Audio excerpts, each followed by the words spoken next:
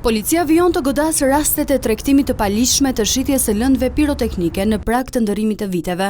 Në Tiranë është sekuestruar një sasi e madhe lëndësh piroteknike që mbahej e shitej në markete, automjete apo në rrugë. Si pasojë, 3 persona janë arrestuar dhe 9 të tjerë janë proceduar penalisht.